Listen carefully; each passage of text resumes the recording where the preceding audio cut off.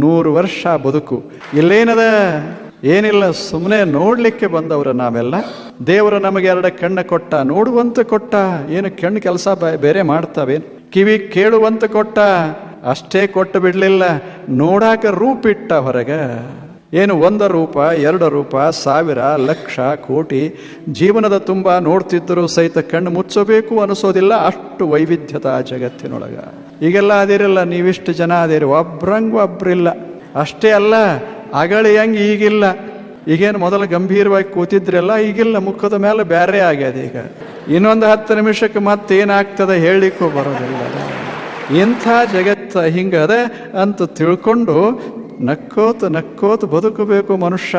ಬಹಳ ಗಂಭೀರ, ಸೀರಿಯಸ್ ಆಗಬಾರದು. ಯಾಕೆ ನಾವು ಬದುಕಿದ್ದು ಯಾವುದರೇ ಜಗತ್ತಿನೊಳಗಲ್ಲ, ಭಗವಂತನ ಜಗತ್ತಿನಲ್ಲಿ ಬದುಕ್ತೇವೆ ಅಂದ ಬಳಿಕ ಸೀರಿಯಸ್ ಯಾಕೆ ಆಗೋದಿಲ್ಲ?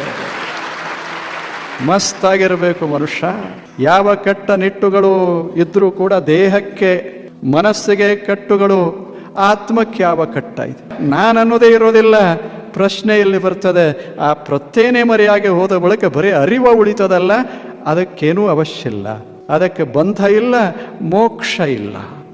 ಅಂಥ ಒಂದು ದೃಷ್ಟಿಕೋನ ಬಂತು ಅಂದರೆ ಕಣ್ಣು ತೆರೆದ ಈ ಜಗತ್ತನ್ನು ನೋಡಿದರೆ ಜಗತ್ತೇನು, ಆ ಸತ್ಯದ ಒಂದು ಸಾಕಾರ ರೂಪ ಇದೆಲ್ಲ.